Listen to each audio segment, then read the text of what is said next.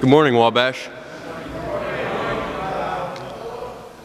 Our speaker today is an alum of Wabash College, class of 1971. He earned his bachelor's in economics from Wabash and a master's in business administration. He's a graduate of the Royal Air Force's Advanced Staff Course and the U.S. Air Force's Air War College. Tom Runge has commanded Air Force fighter units at the flight, squadron, group, and wing level. He came to Wabash in 1999 and has served as a staff member in admissions and in alumni and parent relations ever since. Please welcome Tom Runge for his chapel talk and insider's view of the movie Top Gun.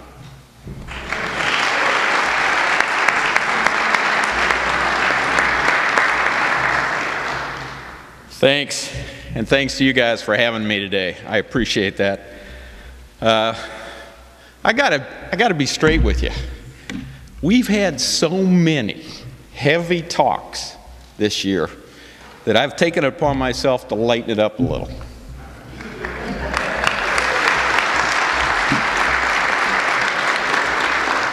Okay, maybe even a lot. I mean, the transition from Golf Romeo talk to Top Gun might be a little bit of a change. But I took my lead from our boss, Pat White, who for many years, as some of you may know, taught a much sought-after course at St. Mary's called Women in Film. Well, today, in a space of a few minutes, I want to give you an insider's view of the movie Top Gun. I guess we could call that Flyboys in film.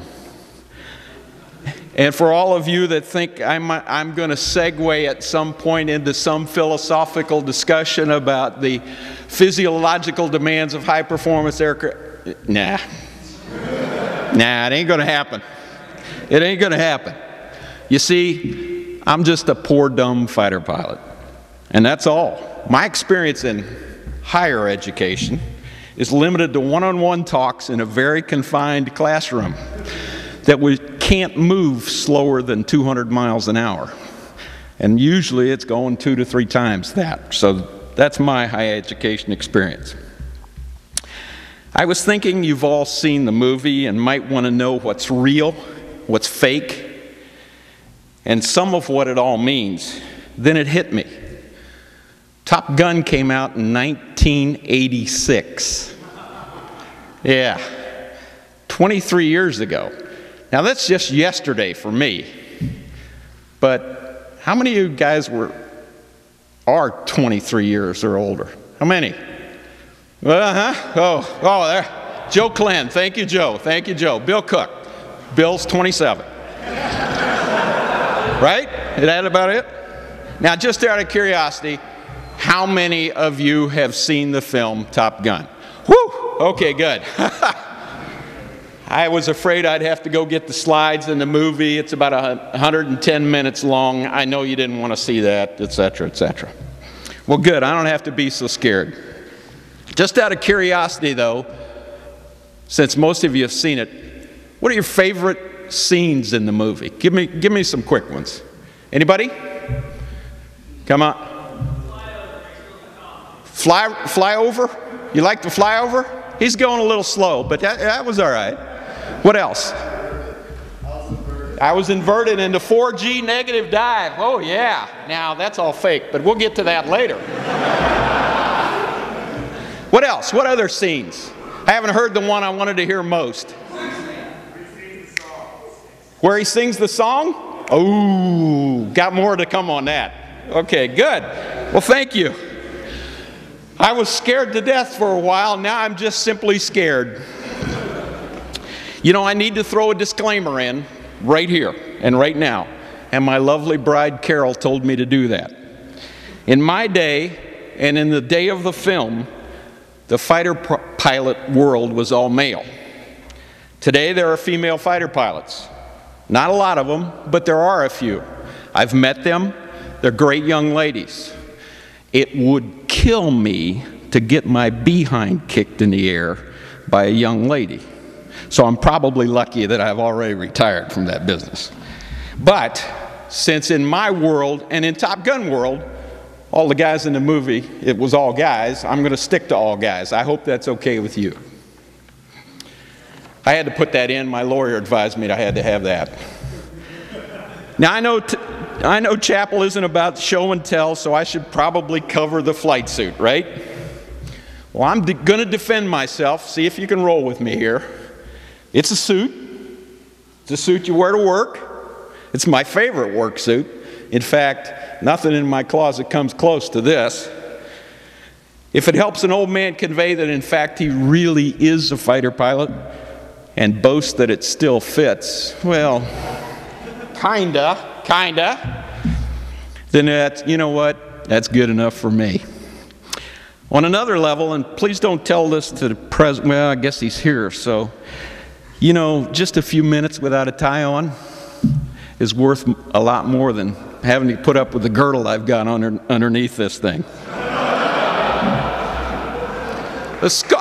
The flying scarf is kind of a girdle, right? Or I mean a tie, right? Kinda.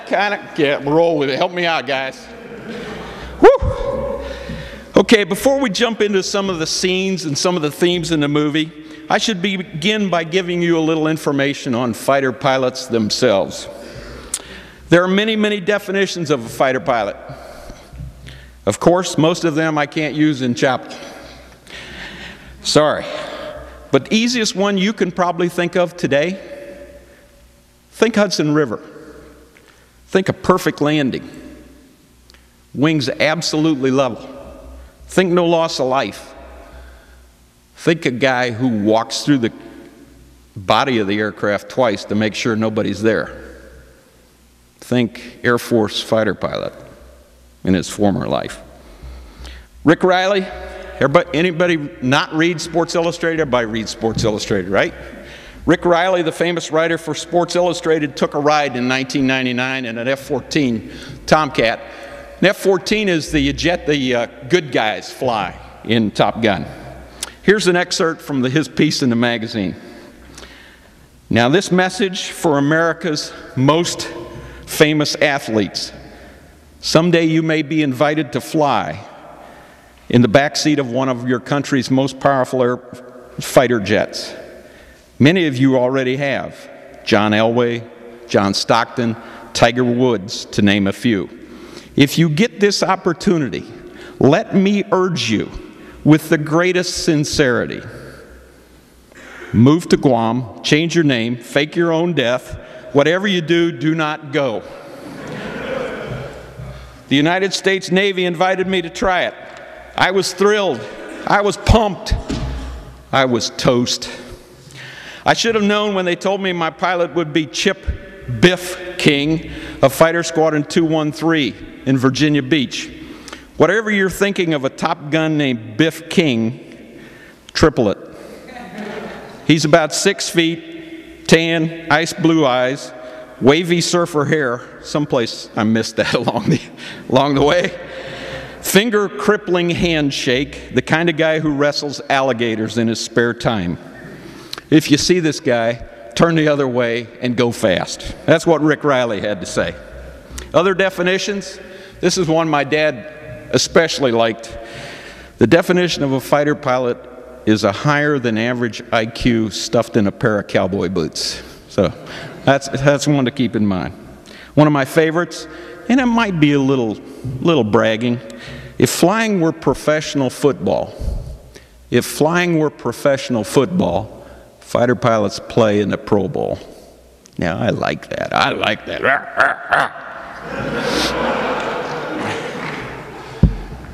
I should tell you that we're also gifted communicators. I know that's hard to believe with me up here, but you're going to have to take my word for this. That ability comes from years of saying the absolute minimum you have to on the radio. The absolute minimum. Fighter pilots can take words and have an entire conversation with them. Now, George Carlin had some words, and I'm not going to go there, but fighter pilots have a similar vocabulary, okay? We can make words nouns, pronouns, adjectives, adverbs, phrases, exclamation points, even entire sentences with just one word. I hope you can appreciate that in my days since flying, I've undergone a cultural change or two, and also a complete vocabulary upgrade too. Yeah, if you guessed that fighter pilots are over-the-top guys, you got it right. If the difference between men and boys is the price of their toys, we're way over-the-top guys. Now, I want to be a little bit serious before we talk about the movie. Fighter pilots come from the top of their pilot training class. My class in 1972, I left Wabash about 6 months before, started with 77 guys. The following December, 38 graduated.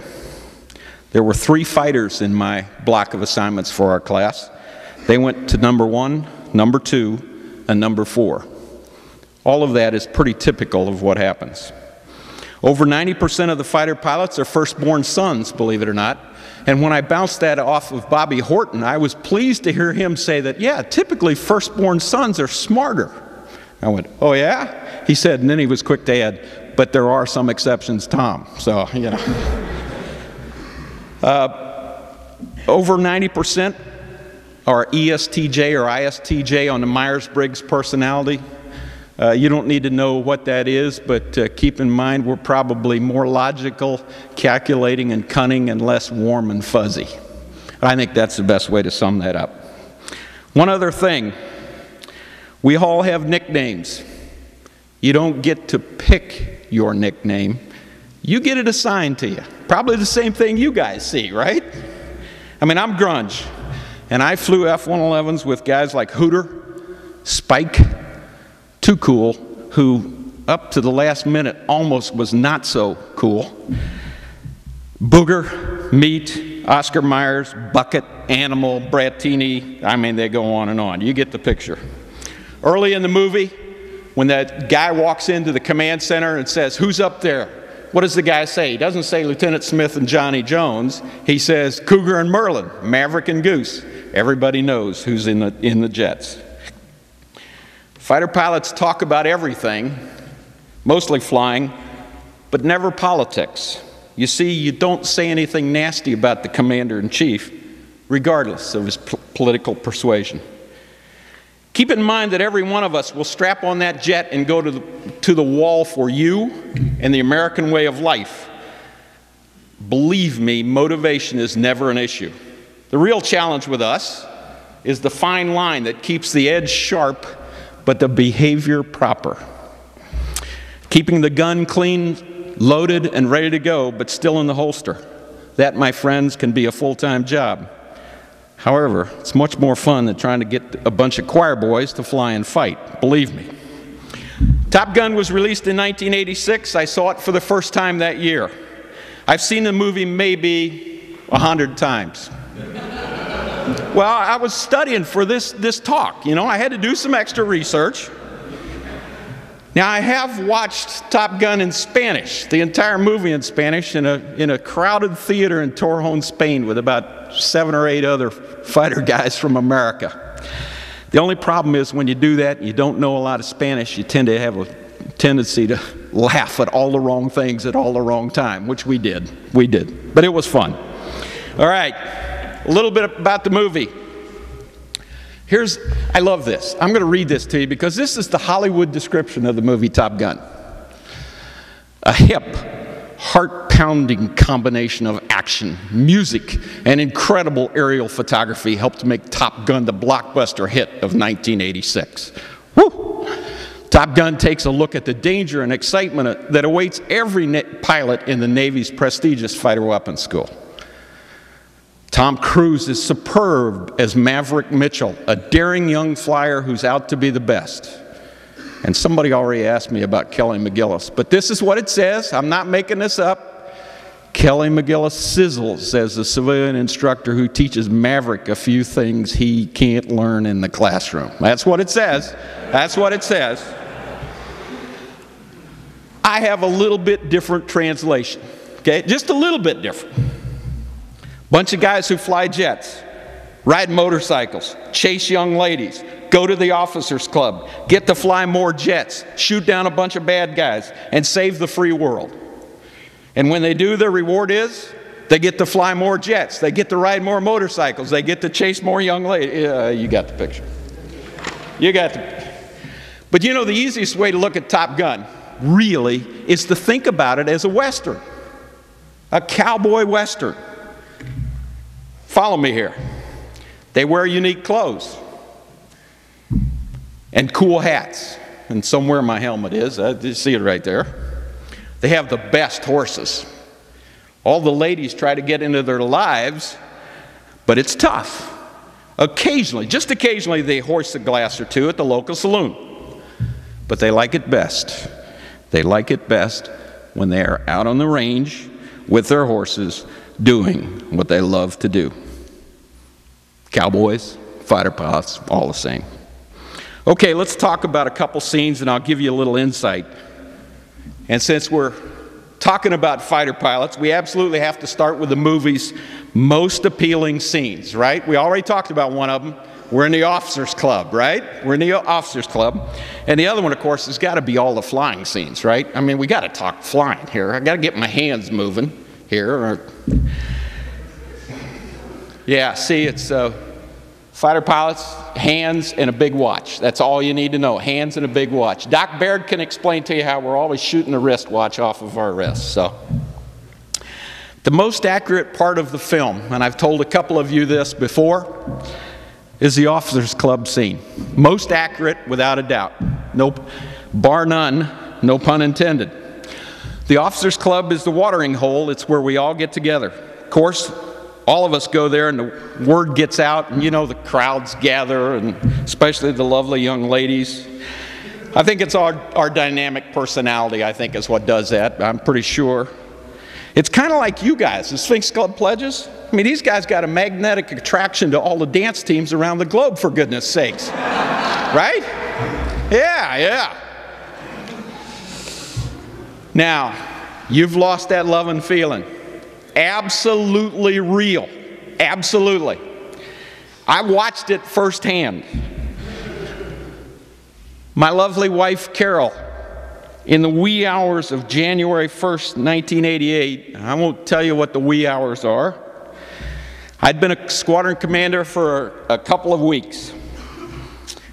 About 30 guys from my squadron, the 492nd Tactical Fighter Squadron, which, oh, by the way, is the world's best fighter squadron. I just want to clear that up.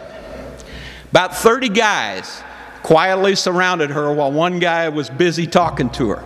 When she turned around, they were all on one knee singing, "You've Lost That Love and Feeling." She floated home that night. I didn't need to drive her home. She was feeling pretty special. So it does happen. It does happen. Are fighter pilots chauvinist pigs like the movie suggests? I don't think so. But I need to tell you that we're extremely competitive. We'll compete with each other on anything. And we firmly believe that whatever team we're on, it's the best team possible. So when you see all that bantering back and forth in the movie, you know, Goose and why didn't you go to pilot training, all that, that's all real. That happens. In our world, we talk about checking your slack at the door, and that's exactly what we mean. So when the beautiful young ladies too, yeah, I got to tell you guys, that's absolutely the way it is. And I'm not recruiting, it's just the way it is. In fact, fighter pilots are a lot like Wabash guys. We marry way above ourselves. We really do. And would somebody please tell Carol I said that, okay? All right, good. The flying scenes are pretty cool, aren't they? Break down, Jester, and jets do this and that, and man, well, they're all fake. They're all fake. Not even close. And I should point out to you that all those up-close cockpit scenes, you know, where the airplane seems to bounce the whole time, that's really an F-14 cockpit mounted firmly on the back of a truck. Yep, that's the way they shot it. Now the flying, it's real jets and it's real maneuvering, but the scenes are all filmed with you guys in mind. And I mean you guys, the casual observer, not you, the aero engineer. When it comes to aerial combat, they're not even close. Some Top Gun scenarios have 8 good guys and 8 bad guys all in the same airspace at the same time. So you can imagine that when you see the F-14 and the A-4 coming in for a shot, and they're both in the same frame, that's not even close. But I needed to tell you that. There is one thing I did want to point out, and that's the concept, and you see it time and time again in the movie, of mutual support or staying with your wingman. Now, we don't need to get in a lot of talk about that, but let me leave you with this. When you fly as a team, you are much more powerful and much more vulnerable. And half of me would believe that's a good lesson for life, just not flying airplanes. The circus stunt flyby, everybody loves the circus stunt flyby. Okay, now, in reality, he's not going near fast enough or near low enough. Okay? If you're going to do a flyby, it should be about 600 miles an hour, and you ought to be down around 100 feet. That's the good news. And yes, I've done that. But the bad news is you don't do that someplace where the guy just told you no. That's the easiest way for them to do this. Take your wings, have a nice day. Now you're a shoe clerk like everybody else. You don't want that to happen. So no circus stunt flybys. Let's talk a little bit about competition, a little bit about fitness, and a little bit about the learning experience that you might see in the movie. I've hit on the competition thing a bunch, but there's one thing else I'd like to talk to you about. Every time you fly, it's different. There's no 2 sorties in over 20 years of flying F-111s that were the same. Many of them not even close. And one cardinal rule we have in flying is the best flight plan in the world is good right up until takeoff. After that, you're on your own. We were talking about England earlier. I did 9 years of flying in England. You have no idea what the weather's going to be like or anything else until you actually get up there. It's great to have meteorologists around, but they're good for about, well, never mind. I don't need to go into that. The key to keep in mind is this. When it boils right down to it, when you're talking competition, it's you, and it's your crew, and it's your flight against everybody else. And let me tell you something. There's no whining in fighters. There is no whining in fighters. You don't get to claim his jet is better, or he's got more thrust today, or my radar didn't work. None of that. None of that. It's you. You go for it. And that's where training is just as real as actual combat. There's some brief moments in the films where you can piece together that fighter pilots are a pretty healthy lot. And I don't mean the sandlot volleyball game where everybody's got their shirt off, right? In 26 years in the Air Force, I never played sandlot volleyball. Come on. Come on. I don't know where that came from. I mean, they should have had the scene in there about the wrestling alligators, for goodness sakes. But this day and age, you've got to be really fit to fly jets. Today, our jets can sustain up to 9 Gs. You don't need to know what 9 Gs are. That's 9 times the weight of gravity. But what you do need to know is your 200-pound body, when you're under 9 Gs, feels like it weighs 1,800 pounds. Try getting that out of the seat, right? And your cranium, you know, that brick that you put on the top of your neck muscles that you're trying to look around, it doesn't weigh 9 pounds. It weighs like 81 pounds. To be able to do that, you've got to have pretty good muscle tone. The blood in your system will pool in your legs in a matter of seconds if you don't aggressively modify your entire breathing pattern, including every muscle basically in your torso. So all that means is these guys have to stay in pretty good shape. So when you see them at the officers club, that's one thing, but there's a lot of days between that and the next flight, and they're always working out. One other theme I'd like to hit is the learning experience. One of my favorite lines from the movie, it comes from Tom Cruise in response to the question, "What were you thinking?" Now, I got to tell you, I hate the fact that the president's here, but in my flying airplane career, I got asked a lot of times, "What were you thinking?" And I got to turn the tables a couple times and say, "What were you thinking?" But his answer is really, really good, I think. He said, there's no time to think. You react.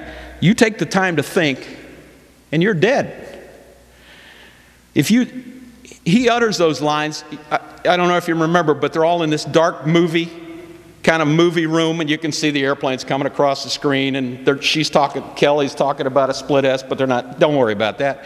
But in a 45-minute flight, you will probably debrief that for 2 to 3 hours. So you spend 2 to 3 times as much time going over the mission as you did actually flying it. And the reason is really simple. There's no chance to stop up there, pull over to the side of the road, get out the chalkboard and draw it up. I mean, it's happening. It happens, and the only time you've got to really sit down and take a look at what you did is when you get back on the ground. So what's it really like to fly a fighter? You know, I could tell you, but Rick Riley's words in Sports Illustrated, and I commend, if you haven't seen it, go read it, because it is funny. I laugh every time. I've probably read it as many times as I've watched the movie. Here's what he says. In minutes, we were firing nose up at 600 miles an hour. We leveled off and then canopy rolled over another F-14. F-14, other F-14, roll around it. Pretty good, huh? Not bad. I've been practicing. Those 20 minutes were the rush of my life. Unfortunately, the ride lasted 80. We'll get to some details here in just a second. It was like being on a roller coaster at Six Flags Over Hell. Only without rails. We did barrel rolls, snap rolls, loops, yanks, banks. We dived, rose, and dived again, sometimes with a vertical velocity of 10,000 feet a minute. That's going straight up or straight down at least 2 miles a minute. We chased another F-14 and he chased us. We broke the speed of sound. Sky was sea and sea was sky. Flying at 200 feet, we did, at 550 miles an hour, we did 90-degree turns at 6.5 Gs. Now he goes on. He uses the term egress for something else. I'll let you guys get to that. I egressed the bananas I had had for breakfast. I egressed the pizza from the night before and the lunch before that. I egressed a box of Milk Duds from the 6th grade.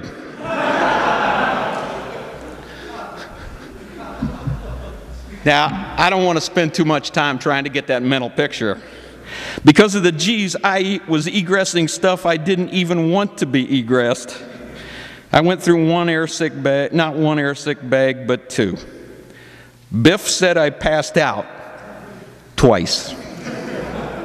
And yes, you can pass out fairly quickly. This is how Riley closed his article. I used to know Cool. Cool was Elway throwing a touchdown pass, or Norman making a 5-iron bite. Now I really know Cool. Cool is guys like Biff, men with cast iron stomachs and Freon nerves. Well, not quite as cast iron as he used to be. I wouldn't go up there again for Derek Jeter's black book, but I'm glad Biff, that's pretty heavy. I mean, I got to tell you, that's quite a statement. But I'm glad Biff does every day, and for less a year than the rookie reliever makes in a homestand. So that's kind of Top Gun. A little bit about the insight into the movie, a little bit about what's going on. I want to share with you one more summary that I think you should hear. And this is in the movie. It's all in the movie. You just have to peel the Hollywood off of it. Okay? The Navy's Fighter Weapons School attracts a certain type of individual. It certainly isn't for everyone. Those lucky enough to attend get there because they have worked hard. They're willing to get out of their comfort zone, and they're willing to take on a challenge. The class at Fighter Weapons School is extremely competitive in 2 ways: with each other and then against everybody else. I mean, they can pick on each other, but somebody from the outside better not pick on one of them.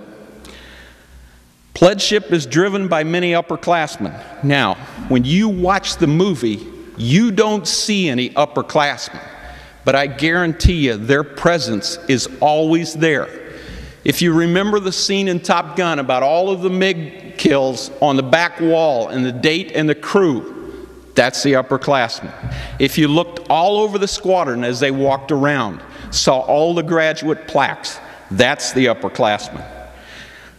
Pledgeship is driven by those guys.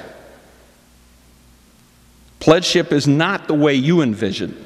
It's a self-imposed drive to make sure that each and every one of the guys measures up to everyone who's graduated before. The environment continually reinforces that, as I said. Everywhere they go, they're reminded of who the good guys are and what it's taken to graduate. The faculty models the level of knowledge, skill, and commitment that it takes, and their every move is designed to push the student to his absolute fullest potential. Remember that every faculty member is already a charter member of the Top Gun fraternity. That's how they got back to Top Gun. Learning happens everywhere. They eat, sleep, and breathe flying and learning. If they lose a jet, they will leave no stone unturned in the resulting investigation. The goal is to be as complete as possible with the purpose of minimizing the chances that something like that ever happens again. Commencement is not about finishing. It's never finished. In fact, commencement's about beginning. They are now members of an elite group, a reputation for excellence to uphold, and the rest of the fighter world does two things simultaneously. One, relies on their expertise, and two, every chance they get, tries to kick their butts. That's just the way that world is. At commencement, they're challenged to go out and change the world much quicker than they ever thought. They're in a position to do just that. Their education, training, and preparedness makes a difference. When they reunite on the aircraft carrier after shooting down all the bad guys, all of those little petty differences that you saw throughout going to school melt away in the past, because they are all one and the same, the best of the best, Top Guns all. Sound familiar? It should. Thanks for having me.